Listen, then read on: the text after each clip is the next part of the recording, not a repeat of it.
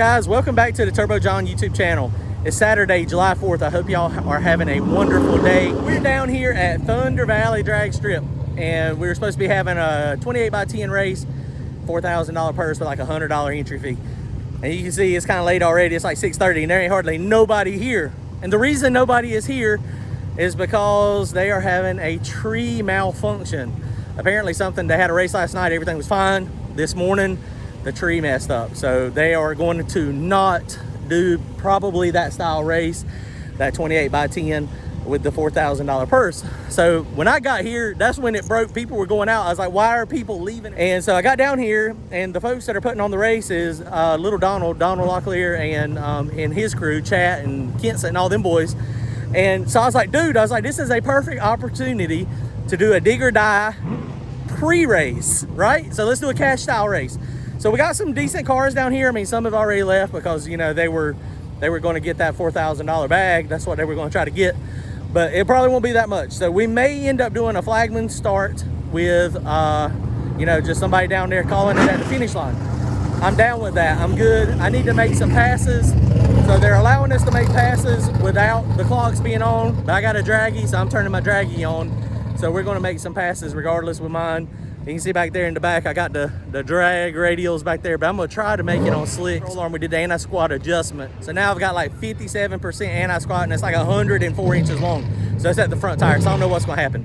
But we're gonna find out, because I need to make some passes so that when we get to Kinston for our 252 race next week, I've got some data. So we're gonna make some passes regardless, and we're gonna have fun. If we get in a cash days race, if we can get enough people to do it, do a $100 buy-in, maybe the track can throw in a couple $100. We might have $700 or $800 for a purse. So we'll see. I don't know. We're gonna have fun anyway. We're at the track. All right, stay tuned. Okay, so here we go. Something else I did. This is called a redneck shock sensor. It's a zip tie, and so we know this car is going to squat. And so when it squats, this is going to come up the shaft, and it's going to stay up there. So I'm gonna need to cut this off just so that the spring doesn't mess with it.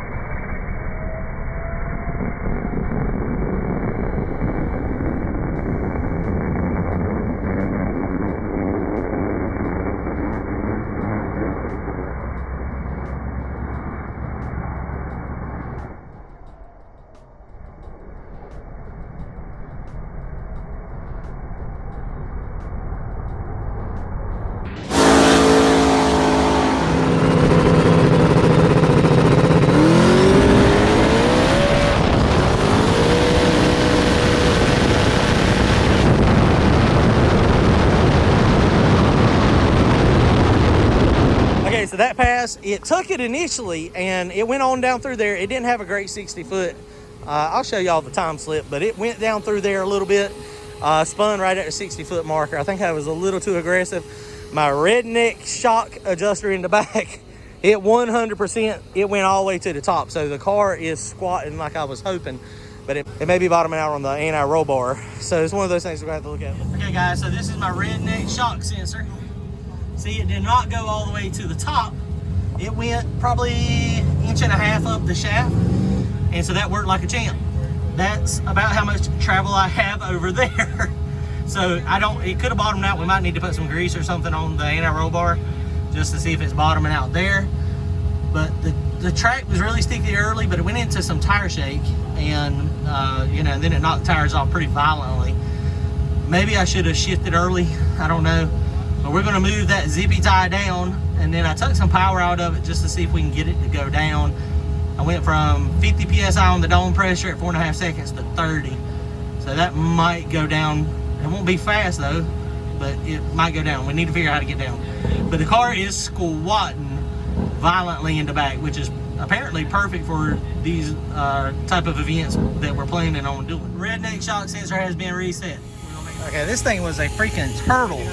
It didn't go but I mean, it run okay, I guess. 135, 60 foot, 589. Mile per hour is strong, but it was really spinning. You can see where it knocked the tires off, went to the rev limiter. So through the middle, I've got to do something. I got to figure out if I want to try to hit this thing harder. I don't think that's going to be the right solution though. But it made it right there. That was 1.5 seconds into the run, and it started blowing the tires away. It started blowing the tires away before the 60 foot. This right here is where the converter started grabbing it, and when the converter was grabbing it there at 1 second, that's when it got into wheel speed. So we're going to have to figure out how to get it through that area right there in the boost curve. So I don't know. We're going to make some tune-up changes and see what happens.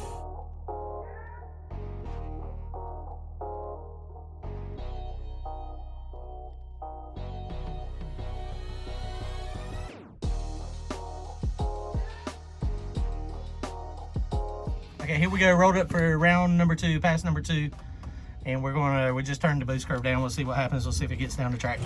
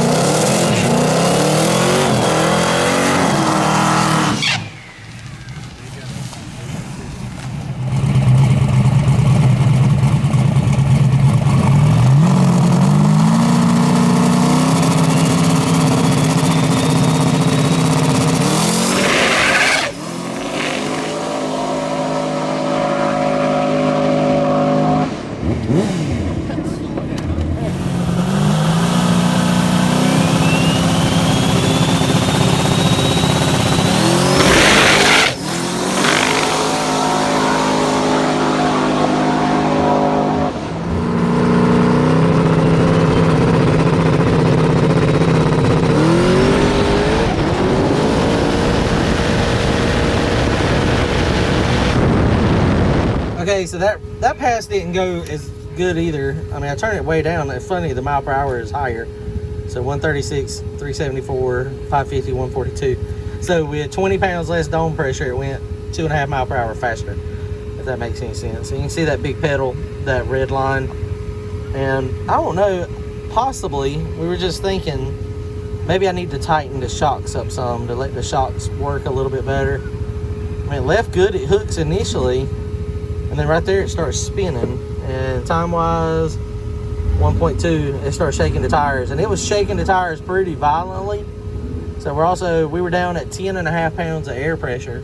So we're going to jack the air pressure up to 13. And I'm going to leave the setup the exact same other than the air pressure. And I'm going to tighten the compression and extension a few clicks. I would like to do one at one time, but I mean, I think it's both. I think both needs to happen. So let's check it out.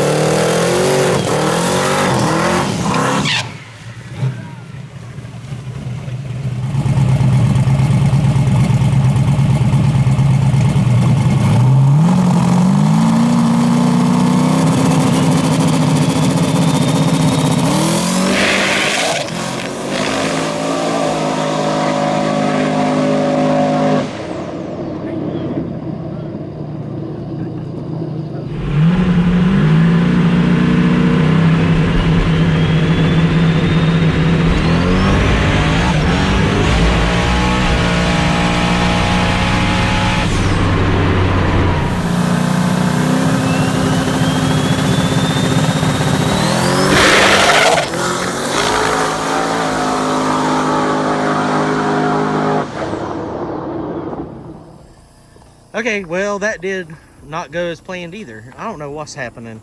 So that passed, we went up in air pressure. I know we're making a lot of changes at one time. I understand we shouldn't be, but it is what it is. We went up in tire pressure. It seemed to like that. The slicks with the compression and the extension on the shocks, I don't know, it's a little more bouncy down track, but maybe I went too much. I went from 10 and 10 to 15 and 15. I know that's a lot as well. But right there through the middle, it didn't do any different. It did the exact same thing. So we got a little bit of work to do. I don't know what exactly we're going to do to make it happen. You can see this time there's the pedal in there again. Maybe I need to snatch a bunch of timing out right there. I don't know. It's frustrating. I'm gonna get my teeth kicked in Thursday night. I mean, the track was really sticky, but I mean, I know radials generally would be better here with a sticky track. I'd be able to make a slick go down on a sticky track. I mean, people have been doing it. Now, I've got 75 pounds in the trunk, so I don't have a ton of weight in the trunk. So maybe that's going to be the solution, is maybe I need more weight on the rear end and in the trunk. So that's maybe what we're going to see. Y'all going to get this car in a video later in this week. Awesome dude, awesome car. That thing is beautiful. He was able to make some passes today. He's still getting it dialed in.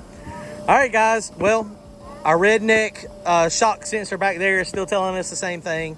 You know, and it's flat out possible. It is really possible that the shock is collapsing so much because the car is squatting so much that the anti-roll bar is hitting that upper control arm. I mean, that would 100% upset the car and make the car do stupid stuff.